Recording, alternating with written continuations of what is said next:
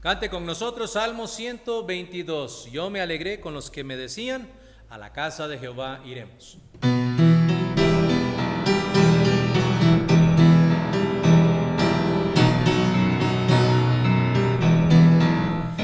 me alegré con los que me decían, a la casa de Jehová iremos.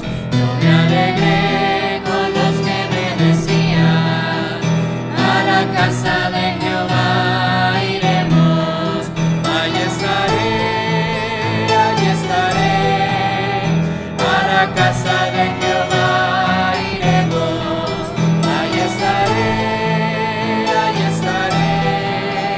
a la casa de Jehová iremos. Me alegré con los que me decían, a la casa de Jehová iremos. Me alegré con los que me decían, a la casa de Jehová iremos. Allí estaré, a la casa de Jehová iremos. Allí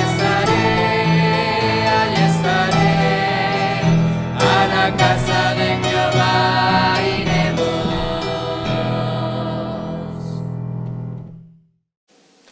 Muy buenos días, hermanos, que el Señor les bendiga. Es una bendición poder estar con ustedes de nuevo compartiendo la palabra del Señor. Lamentablemente no podemos estar allá en la iglesia, pero damos gracias al Señor porque nos da la oportunidad de poder reunirnos, aunque sea de esta manera. Y bueno, gracias a Dios porque esto está llegando no solamente a nuestra iglesia, sino que se ha distribuido a otras muchas iglesias y a otras muchas personas para la honra y la gloria del Señor.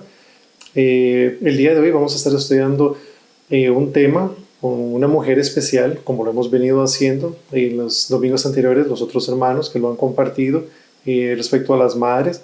Y vamos a ir a la presencia de Dios para que Dios nos guíe, nos guarde, nos enseñe lo que Él tiene que mostrarnos hoy. Señor, te damos gracias por la oportunidad que nos das de reunirnos el día de hoy, Padre, para poder estudiar tu palabra. Y ahorita queremos pedirte, Señor, que seas tú quien nos hable y quien nos enseñe. Gracias, oh Dios, porque eres grande, porque eres bueno, y te pedimos que abras nuestro corazón para poder entender lo que tú quieres mostrarnos. Muchas gracias, oh Dios, porque eres bueno, por tu palabra, y enséñanos, oh Dios, y no permitas que el enemigo intervenga. Gracias porque eres bueno. Padre, todo eso te lo rogamos y pedimos, oh Señor, en el nombre de Cristo Jesús. Amén. Muy bien, el día de hoy vamos a estar estudiando la vida de Ana, la madre de Samuel, del profeta Samuel, en el Antiguo Testamento. Y pues bien, en la Biblia se mencionan muchos grandes hombres cuyos nacimientos fueron muy especiales. Y pues está el caso de Moisés, cuya madre, Jocabed, le ocultó durante bastante tiempo cuando el faraón le pidió a ellos que matasen, les pidió a sus soldados que matasen a todos los niños, ¿verdad? También podemos ver el caso de Sara, la esposa de Abraham, en la cual Dios le prometió un hijo a Abraham, y pues Dios se lo otorgó, ¿verdad? Fue un caso increíble, quien llegó a ser la madre, por decir así, de la nación de Israel, quien vino a través de la promesa de Abraham, ¿verdad? Isaac. También podemos ver que hay otra mamá bastante importante, es la de Elizabeth, la mamá de Juan el Bautista. Dice la Biblia que Elizabeth no podía tener hijos y Dios utilizó a Elizabeth y habló con su esposo Zacarías y les prometió un hijo. Y gracias al Señor por la promesa que se cumplió. También hay otra madre muy ejemplar que es Eunice, junto con su madre Loida, ¿verdad? Pudieron criar a Timoteo entre su mamá y su abuela. Y fue utilizado Timoteo para la gloria de Dios, junto con el hermano Pablo, para poder predicar con el gran apóstol Pablo. Y no podemos dejar de lado también a María, quien Dios utilizó para traer al Mesías, a nuestro Señor y nuestro Salvador. Hoy queremos tratar también a una madre muy especial, que es Ana. Y pues algo interesante es que estas fueron madres a las cuales Dios le pareció sumamente importante, no solamente incluirlas dentro de la generación, ¿verdad? Sino también contar su historia en la Biblia. Y hoy vamos a estudiar la vida de Ana, ¿verdad? Quien llegó a ser la madre del gran profeta Samuel. Entonces vamos a estudiar a continuación grandes verdades que Dios nos enseña en su palabra acerca de ella, con una aplicación muy actual para el día de hoy. Entonces vamos a ir a la palabra de Dios. Ahí ubiquémonos en 1 Samuel capítulo 1 y vamos a leer los primeros versículos. Dice la Biblia así: y hubo un varón de Ramataín de Sofín, del monte de Efraín, que se llamaba Elcana, hijo de Jeroam, hijo de Eliú, hijo de Tou, hijo de Suf Efrateo. Y tenía él dos mujeres, el nombre de una era Ana y el de la otra Penina. Y Penina tenía hijos, mas a Ana no los tenía. Y todos los años aquel varón subía de su ciudad para adorar y ofrecer sacrificios a Jehová de los ejércitos en Silo, donde estaban dos hijos de Elí, Ofni y Fines, sacerdotes de Jehová. Y cuando llegaba el día en que Elcana ofrecía sacrificio, daba a Penina, su mujer, a todos sus hijos y a todas sus hijas, cada uno su parte. Pero a Ana daba una parte escogida porque amaba a Ana, aunque Jehová no le había concedido tener hijos. Y su rival la irritaba, enojándola y entristeciéndola, porque Jehová no le había concedido tener hijos. Así hacía cada año cuando subía a la casa de Jehová. La irritaba así, por lo cual Ana lloraba y no comía. Y Elcana su marido le dijo: Ana, ¿por qué lloras? ¿Por qué no comes? ¿Y por qué está afligido tu corazón? ¿No te soy yo mejor que 10 hijos?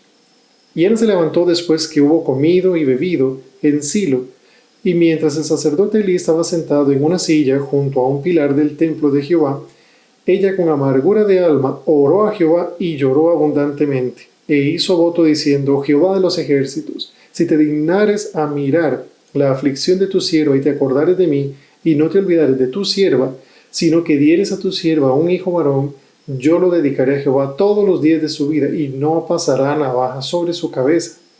Mientras ella oraba largamente delante de Jehová, Elí estaba observando la boca de ella. Pero Ana hablaba en su corazón, y solamente se movían sus labios, y su voz no se oía, y Elí la tuvo por ebria. Entonces le dijo Elí: ¿hasta cuándo estarás ebria? Digiere tu vino. Y Ana le respondió: no, señor mío, no soy una mujer, yo soy una mujer atribulada de espíritu.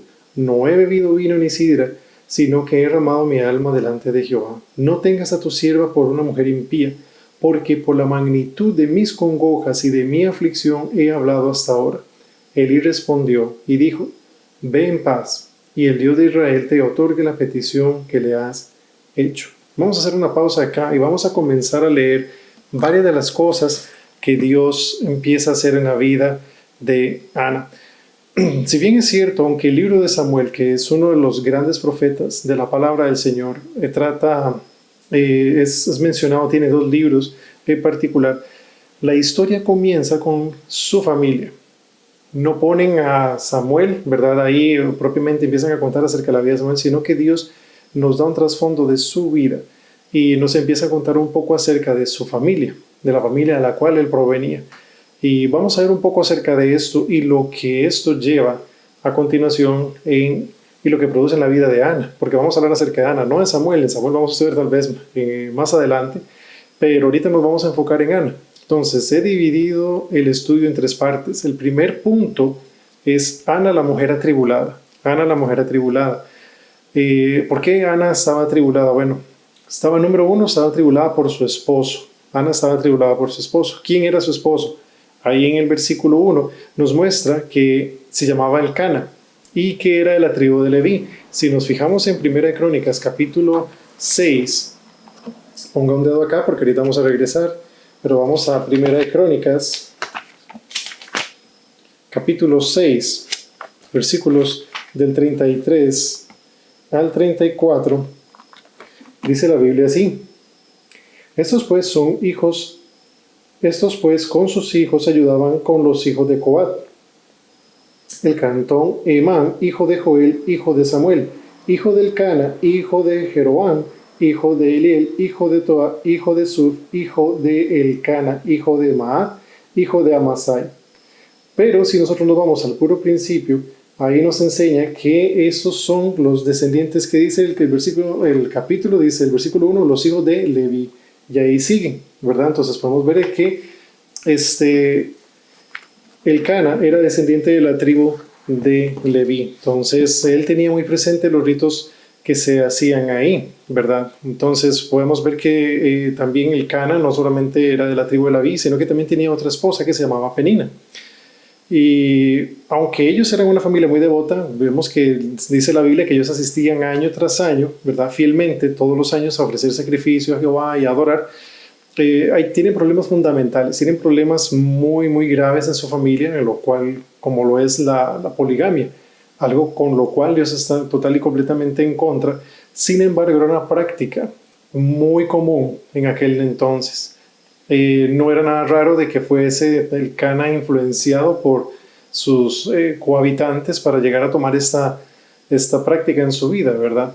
Entonces, vemos de que el Cana no solamente era una familia devota, también tenía problemas familiares muy grandes, y es posible que viendo la situación como la Biblia lo describe, dice la Biblia que el Cana amaba a Ana, pero es muy posible también, y eso no lo dice, pero podemos intuir que es así, dice la Biblia que aunque el Cana amaba a Ana, ella no podía tener hijos. Y algo que era también muy importante para las familias de aquel entonces era la descendencia. La descendencia era algo fundamental en todas las familias, no solamente en las familias hebreas, sino también en las familias también de los otros pueblos.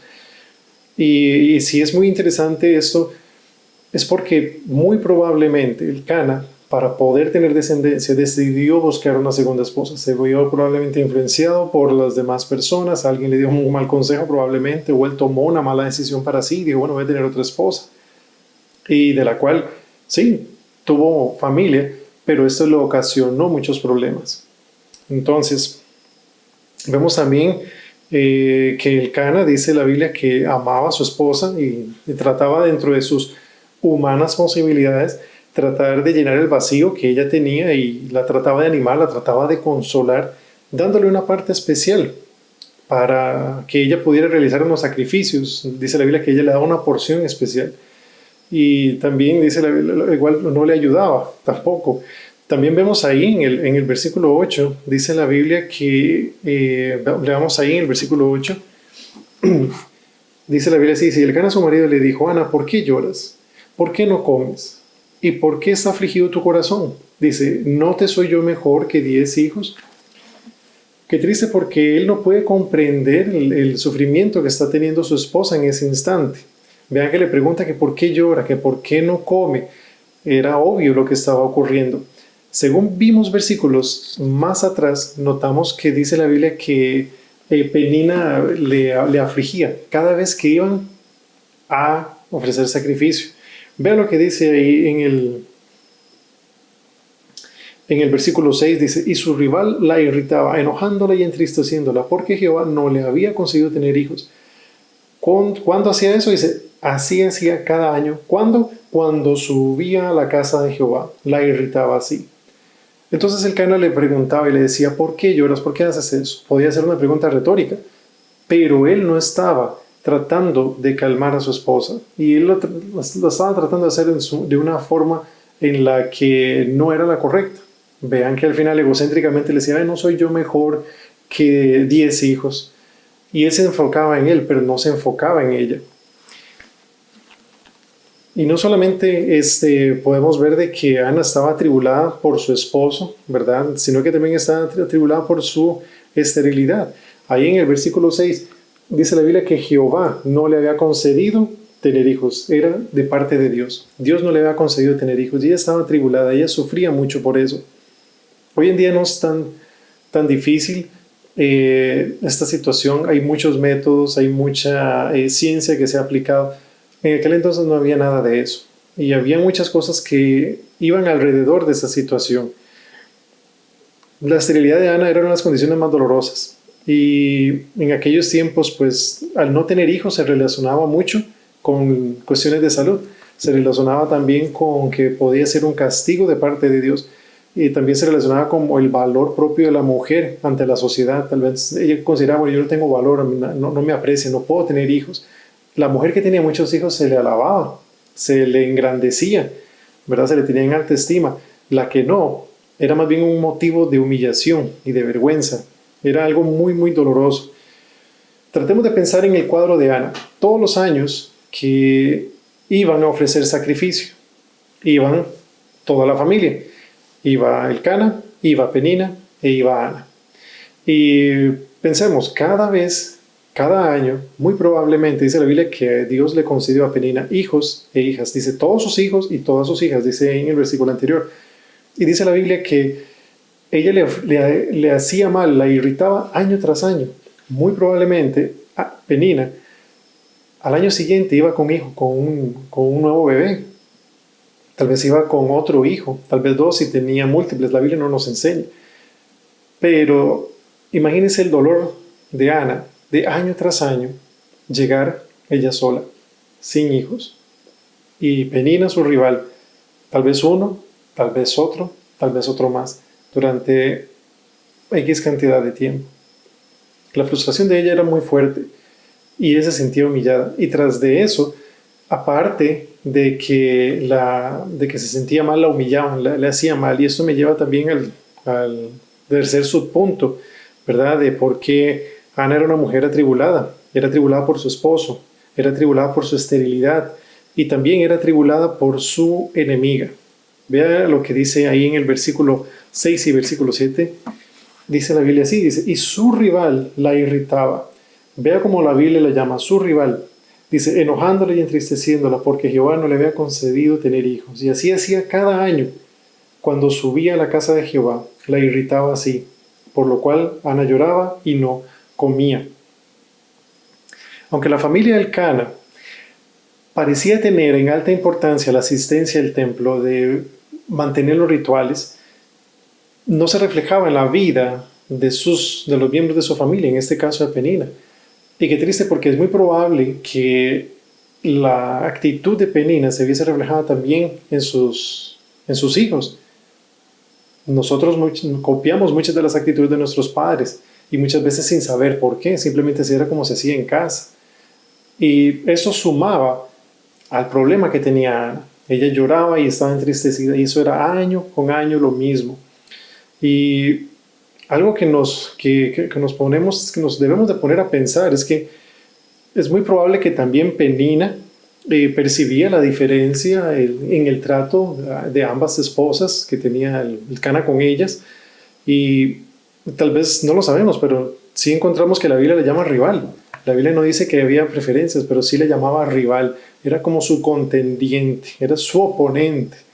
Y es muy probable que tal vez estuviese compitiendo por la atención de su esposo, porque se dice claramente que Elcana amaba a Ana. No dice nada de Penina, amaba a Ana. Tal vez tenía Penina por cuestiones de simple descendencia. No lo sé, tal vez sí la quería.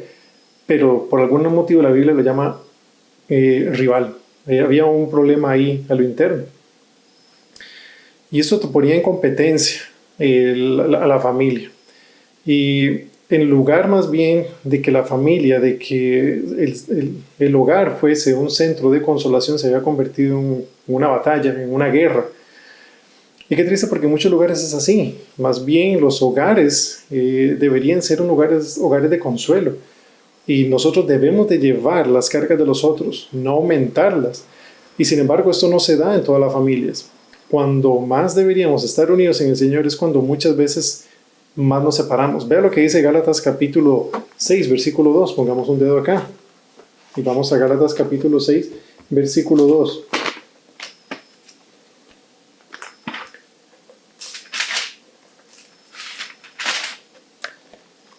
Dice la Biblia así: sobrellevad los unos las cargas de los otros y cumplid así la ley de Cristo. Tenemos que aprender a llevar las cargas de los otros y no aumentarlas, más bien. Pero esto no era algo que se estaba dando en la familia de Elcana. Y algo triste acá y que me hace pensar mucho es, en lugar de Penina estar dándole gracias a Dios por la misericordia que Dios tuvo con ella de poder tener hijos, de que podía acercarse y que probablemente eran sanos, de que estaban bien, de que podían ir al templo, de que recibían de las bendiciones de Dios cada uno su parte, más bien amedrentaba a Ana.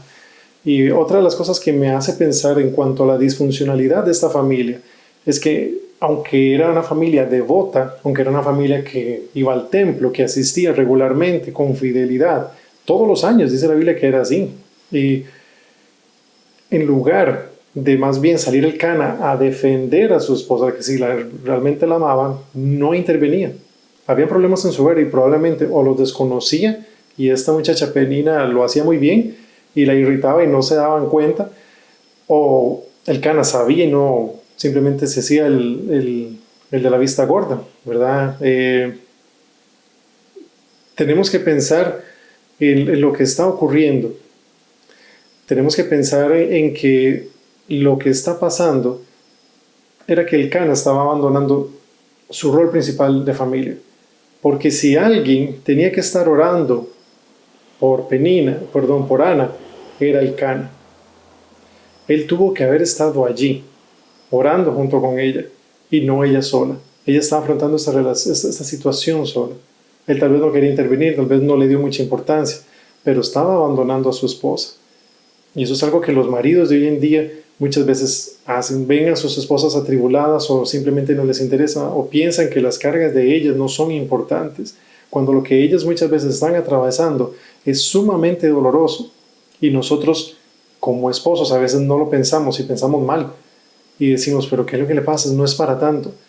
No es tal vez en sí el hecho, es lo que conlleva la acción. Y ahí es donde nosotros tenemos que estar de rodillas como esposos, orando por nuestras familias, interviniendo por el dolor de cada uno de ellos. Nosotros, en el día que nosotros nos casamos, juramos y decidimos que íbamos a proteger a nuestra familia, era en todo sentido, no solamente en el ámbito económico, no solamente en el ámbito físico, que los vayan a atacar, les vayan a hacer algo, sino también en el ámbito espiritual, en el ámbito emocional. Hay padres que simplemente no se involucran en sus hijos, con sus hijos porque les da pereza meterse o porque creen que ya se les va a pasar o yo crecí así, no me fue tan mal. Y tienen necesidades emocionales, tienen necesidades espirituales.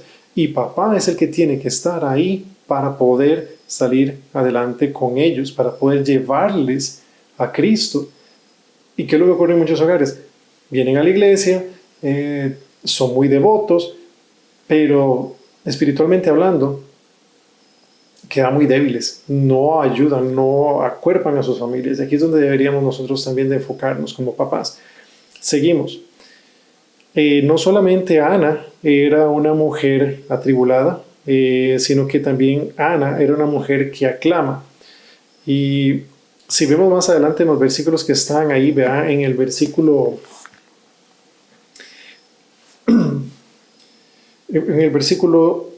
10, dice la Biblia así.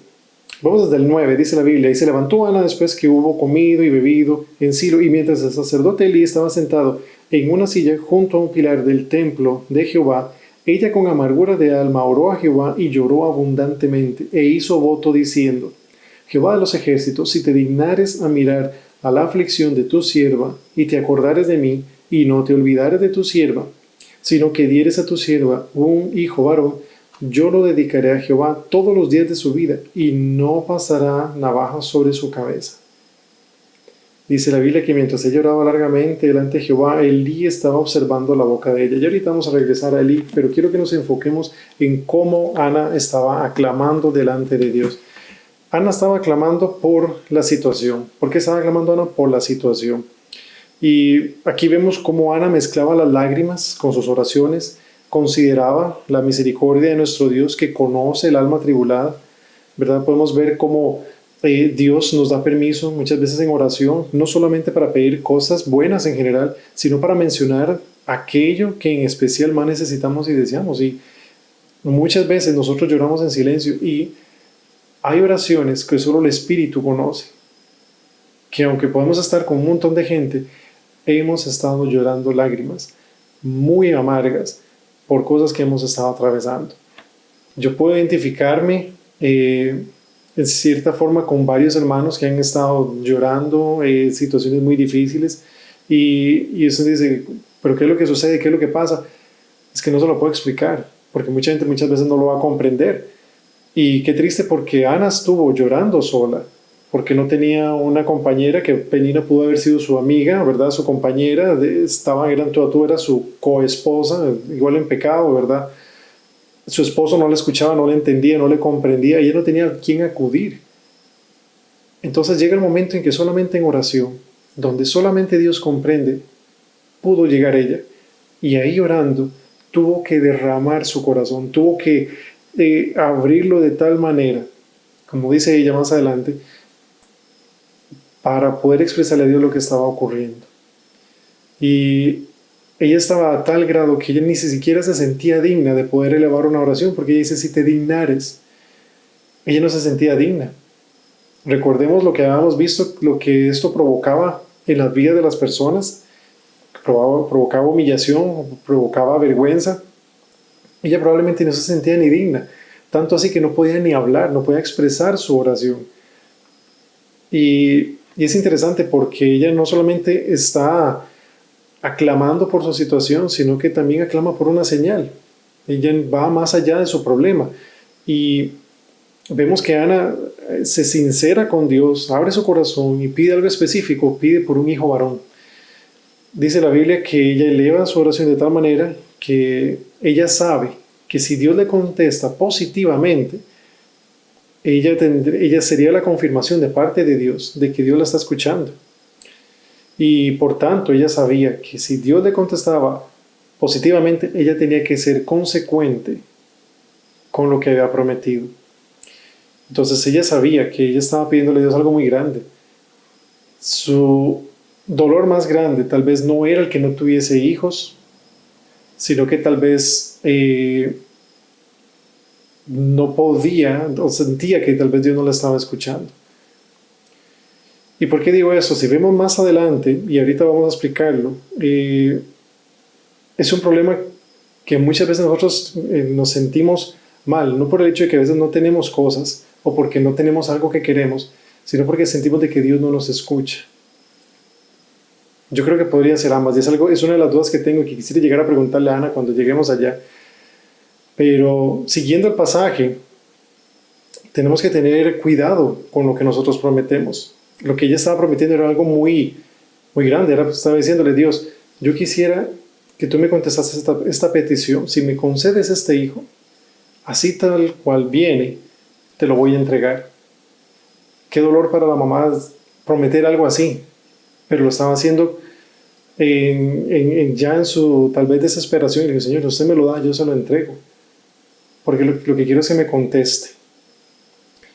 Y tenemos que tener cuidado. Mis respetos para Ana por una situación así. Estaba pidiendo un hijo y a la vez lo estaba entregando, pero lo que quería era una contestación de parte de Dios. Muchos cristianos tienen problemas cuando hacen sus promesas al Señor y muchas veces las dejan abandonadas. No es de asombrarse que muchos cristianos se encuentren de nuevo en la misma situación en la que se encontraban antes de hacer la promesa, porque abandonaron la promesa de Dios. Vea lo que dice Eclesiastés capítulo 5. Eclesiastés capítulo 5.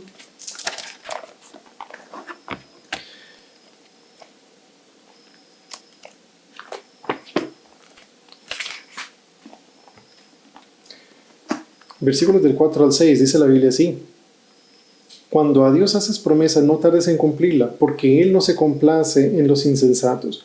Cumple lo que prometes. Mejor es que no prometas, y no que prometas y no cumplas. No dejes que tu boca te haga pecar, ni digas delante del ángel que fue ignorancia. ¿Por qué harás que Dios se enoje a causa de tu voz y que destruya la obra de tus manos? Tenemos que ser muy consecuentes con nuestras promesas. Ana fue una mujer de verdad. Sinceramente, me cautiva su determinación, me duele lo que ella atravesó, y aún atravesando este dolor, ella logra hacerle una petición a Dios y hacerle una promesa. Muchas mujeres en su situación vivirían vidas amargadas, vivirían vidas con rencillas, con dolor, tal vez sin deseos de vivir, muy probablemente por la situación en la que se encontraba, donde no tenía apoyo ni ayuda de nadie. Pero ella no retornó mal por mal. Si nosotros vemos, la oración de ella fue por cambiar su situación. No solamente fue por cambiar su situación, ella clamaba por la situación y también clamaba por una señal. Nunca oró por el mal de su enemiga. Nunca oró por eso, sino que oró para cambiar su vida. Y es interesante porque de todo lo que ocurre allí, y mientras ella estaba orando, dice la Biblia que llegó Elí Y aparte de que ya ella se sentía mal y estaba llorando, la tienen por ebria. Y qué triste, porque gracias a Dios ella no le contestó mal. Qué triste, porque uno hubiera dicho, bueno, Elí se merecía que le contestara mal. La Biblia dice que los hijos de Elí se portaban terribles, equivocadamente. Dice la Biblia que ellos no respetaban las cosas del Señor, las tenían como por inmundas. Y ella le pudo haber contestado, usted me habla a mí de que yo soy ebria y qué tal sus hijos. Pero ella no le contestó así. Y Elí se lo merecía, porque dice la Biblia que Elí no los estorbaba cuando ellos se portaban mal. Pero ella se mantuvo íntegra. Y ella le llama Señor. Y le dice, no, Señor, yo no me tome por ebria, yo he derramado mi alma delante del Señor y he abierto mi corazón. Y ella le explica todo lo que ocurre. Y más bien Elí, en lugar de apoyarla, ver a una mujer llorando en esa condición, era de llegar a apoyarla. Y más bien nosotros tenemos que tener mucho cuidado, porque somos muy prontos para emitir juicio cuando vemos algo. Y las cosas muchas veces no son así. Y eso pasa a veces entre muchos de los líderes también. Vemos una situación y somos prontos, sí, está pasando algo por esto y esto y esto. Tenemos que tener cuidado. Tenemos que aprender a tener esa sabiduría de poder llegar a tratar la situación de lo que está ocurriendo y cerciorarnos bien. Dice la Biblia que en Proverbios, es un versículo que me acaba de llegar y dice que está el impío, está una persona hablando y está explicando su causa y llega su adversario y le descubre. Entonces tenemos que cerciorarnos bien de cómo está la situación antes de emitir un juicio, y eso fue algo que le pasó a Elí. Y tenemos que tener cuidado antes de nosotros de hablar, porque podemos herir a alguien. Y esto es muy grave, porque muchas personas se han alejado de la iglesia porque les han herido, por haber emitido un juicio muy pronto, o por haber manejado una situación que se pudo haber manejado mejor si se hubiese pensado antes de hablar. Entonces, con esto dicho, tenemos que tener cuidado en varias partes, porque, y mi admiración para Ana, porque ella no tuvo el respaldo de su familia, no tuvo el respaldo de su esposo, no tenía el respaldo de las circunstancias, no tenía el respaldo de su líder espiritual, y aún así ella se mantuvo íntegra, ella se mantuvo fiel, y ella vino el único que podía sostenerle, el único que podía contestar su oración, al único al que podía oírle, y que al final fue el único que la comprendió, el único que la escuchó y que le contestó, el cual es Dios. Veamos lo que dice ahí el tercer punto. El primer punto, vimos que Ana era una mujer atribulada, vimos que Ana era una mujer que aclama, y por último vemos a Ana, la mujer agradecida. Cualquiera hubiera pensado que Ana pensaba quedarse con el niño, o tal vez quiso dejárselo. Sin embargo, ella estaba muy determinada y sabía que su felicidad no radicaba en el niño, sino en Dios que le escuchó. Vea lo que dice ahí en el versículo 27 del capítulo 1. En el versículo 27 dice la Biblia así: por este niño oraba y Jehová me dio lo que pedí. Y decía, vea, este es el niño por el cual yo escuché, por el cual yo pedí, y vea, ya lo tengo, no, sino que ella fue consecuente. Dice, este fue por el niño por el cual yo oraba, dice, y Jehová me dio lo que pedí. Para ella era importante destacar que fue Dios quien se lo dio, y Dios me escuchó. Nosotros tenemos testimonios en nuestras vidas que contar, y Ana tiene un gran testimonio que decir. Ana podía decir, Dios me escuchó, y tanto fue la consecuencia de la alegría de su corazón que ella entona un canto, que es prácticamente la mitad o el principio del capítulo 2. Y es todo el capítulo, son los primeros 11 versículos de ese capítulo. Y si usted los lee, va en consecuencia de lo que su rival le hizo. No tenemos tiempo para leerlo, léalo cuando tenga tiempo. Pero el cántico de ella va por lo que casi que un cántico contra Penina, por decir así, pero fue de agradecimiento al Señor. Y necesitamos tener en claro también de que Ana sabía que al entregar el niño a Dios, Dios iba a también tener cuidado de él. Muchos pensarán, pero era un niño muy pequeño. Recordemos que la Biblia dice que Ana se quedó con el niño hasta que lo destetó. Ella no volvió a subir a los sacrificios junto con su familia hasta que destetó al niño. Y yo me podría pensar, qué difícil para ella dejárselo y entregarlo. Pero ella estaba segura de que si Dios le pudo cumplir esta promesa de darle un hijo en su situación cuando ella fue estéril, Dios podía tener cuidado de este niño también. Y eso fue un milagro para ella. Entonces Dios iba a tener cuidado del milagro completo. Porque la condición fue yo, Dios, si usted me lo da, yo se lo entrego. Y ella entregándoselo al Señor, Dios iba a tener cuidado de eso. Ya estaba a cargo del Señor. Y así fue. Cualquiera puede haber pensado, pero es que él era demasiado viejo, pero es que es muy pequeño. No, Dios tuvo cuidado de cada uno de esos detalles. Y algo que debemos de aprender es que aún en nuestra más difícil situación mantengamos nuestra integridad, mantengámonos firmes, pensemos antes de actuar y oremos y lleguemos al único que puede solventar nuestra situación. Ana no confiaba en su esposo para solventarle su situación, no confió en su familia para solventarle su situación, no confió en su líder espiritual para confiarle su situación.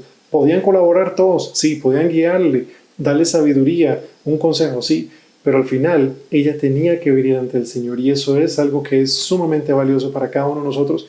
Tenemos un problema, vengamos siempre al Señor. No confiemos en nuestras humanas habilidades, en nuestras posibilidades.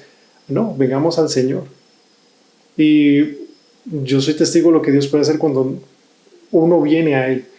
Y le aconsejo, hermano, con todo el corazón, si tiene dudas, si tiene consultas, vaya al Señor, ore, pida guía. Al final de cuentas, Él es el que responde las oraciones, no es nadie más. Y quiero terminar con esto. Ana tenía muy en claro que ella no estaba regalando un hijo. Ella no lo estaba perdiendo, lo estaba ofreciendo al Señor. Por lo cual ella siempre, siempre lo iba a tener.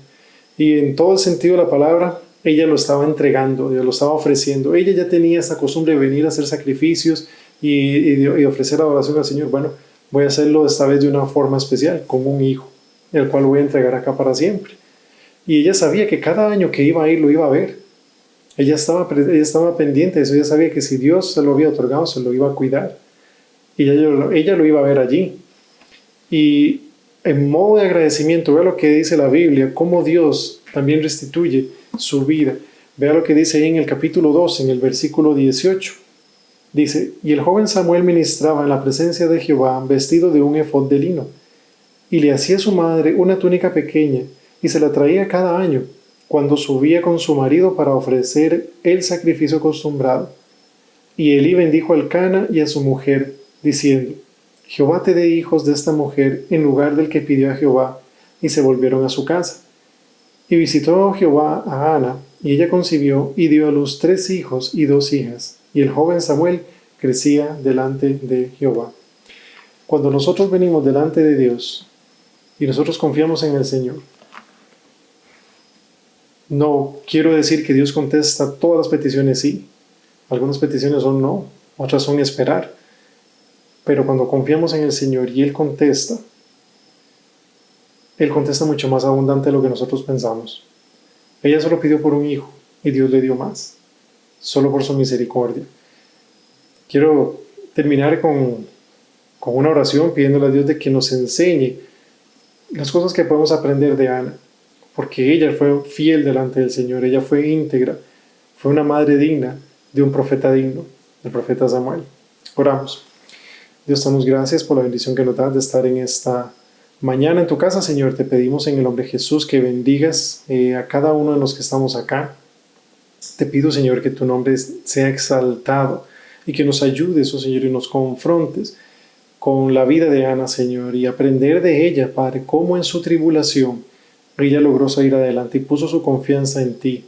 Y, Padre, ella dejó de llorar en el momento que terminó de orar y, Padre, nosotros encontramos consuelo en ti cada vez que venimos a tu presencia, Señor, y a veces por detalles tan pequeños pensamos, Señor, que tú no nos vas a contestar o pensamos que nosotros no vamos a obtener la respuesta. Dios, tú puedes hacer lo que quieras con tu universo, es tuyo, tú puedes contestar sí, puedes contestar no, Señor. Y sin embargo, Padre, quieres que nos aproximemos al trono de la gracia. Padre, muchas de las oraciones no tienen sentido en el objeto de la respuesta, tienen en el objeto de quien da la respuesta, Señor, y ese eres tú. Ayúdanos a acercarnos, a tener confianza en ti, Señor. Y te pedimos que nos ayudes a ser como Ana, a ser íntegra, Señor, a ser firme, a ser fiel, Padre, a poder tener esa confianza, Señor, de poder confiar en lo que tú haces. Gracias por tu amor y tu gracia. Y despídenos, oh Señor, y bendice lo que resta del culto. En el nombre de Cristo Jesús. Amén. ¿Ya? Bueno, hermanos, muchísimas gracias. Ha sido una bendición poder compartir este estudio de la palabra con ustedes. Espero volver a verles pronto. Muchas gracias y que Dios les bendiga.